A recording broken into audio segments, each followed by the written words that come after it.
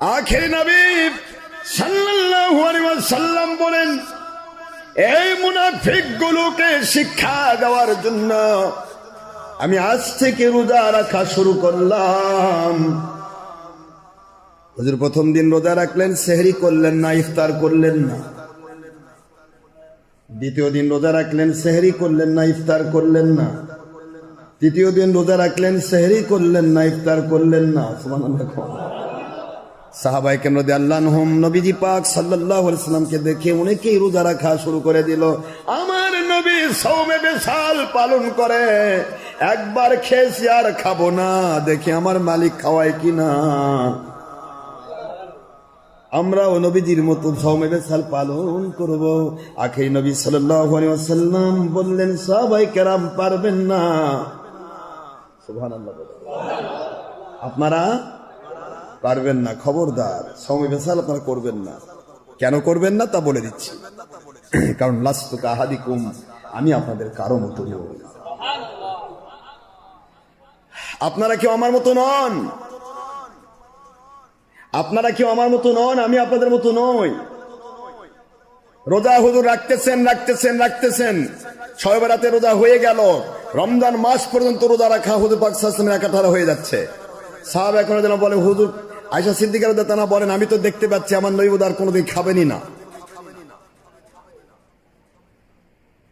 আর আমার দেশের হুজুরা ওয়াজ করে, নবী ক্ষুধার তাড়নায় কাতর হয়ে, কি যে কাতর, পেটের ব্যথায় হয়রান হয়ে গেছে। এগুলা ওয়াজ কোত্থেকে যে বের করছে এটা আমি জানি না। ক্ষুধার তাড়নায় পেটে পাথর বাঁধছে। আমার নবী পাথর বেঁধে, পাথর বাঁধার প্রশ্নটা এসেছে, এখানে কারণ আছে। ওই দিন ছিল খন্দকের যুদ্ধ। খন্দক খুঁড়তে গিয়ে পেট যখন ঢিল থাকে তখন পেটটা কি করে? খন্দক খুঁড়তে গিয়ে মাটি টানা, মাটি কাটা, মাটি ইয়া করা, পেটটা কি খন্দকে থাকলে কি হয়? একটু লেগে থাকে না, ডিস্টার্ব হয়। এই ডিস্টার্বনেসটা বন্ধ করার জন্য পাথর বাঁধা ছিল। সুবহানাল্লাহ বলেন।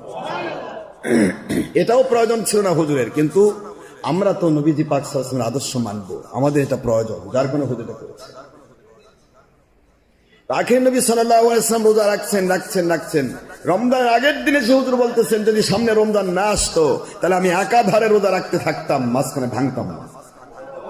কিন্তু রোজার ভিতরে সেহরি খাওয়াও সুন্নাত, ইফতার করাও বরকত। দুইটা বরকত আমি নষ্ট করি কি করে? সুবহানাল্লাহ বলবেন না মুসলমান? তাসাহারু ফাইন্না ফিস সিহরি বারাকাত। তোমরা সেহরি গ্রহণ করো, কারণ এর ভিতরে রয়েছে বরকত। বান্দা যখন সেহরি খায়, ওর প্রত্যেকটি লোকমার বিনিময়ে সদকায়ে জারিয়ার সওয়াব পায়। হুজুরে বলেন না সুবহানাল্লাহ। এই জন্য হুজুর একাধারে রোজা রাখতে থাকলেন।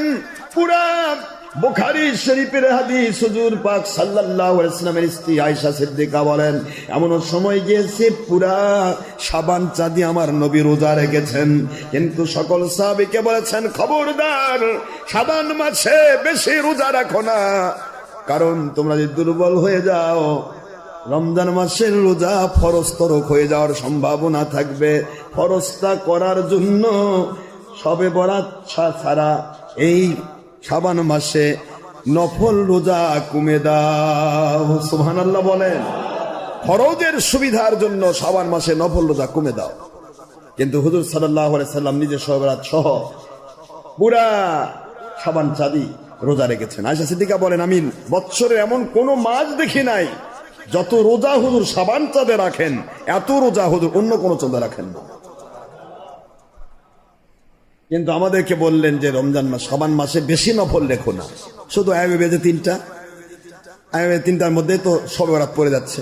কথা বলছেন না কেন? আর সাপ্তাহিক যে 2টা আছে করলেন না, এরপরে আর করা দরকার নেই। এটা হুজুর শিক্ষা দিলেন। কেন? হুজুর বললেন, লাস্তুকা হায়াতিকুম, আমি তোমাদের কারো মতো নই, আমি তোমাদের মতো নই, তোমরা আমাদের মতো নও।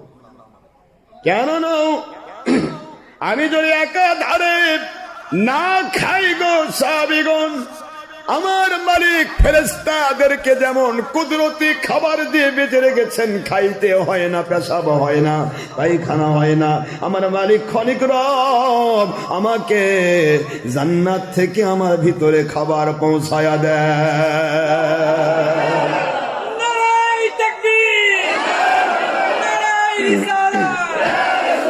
আল্লাহ নবী হকের দোয়া সিদ্দিক দরবার শরীফের মুর্শিদ কিবলা। জান্নাত থেকে নবীজিকে খাবার পৌঁছানো হয়। এই জন্য জান্নাতীদের পেশাব পায়খানা নাই।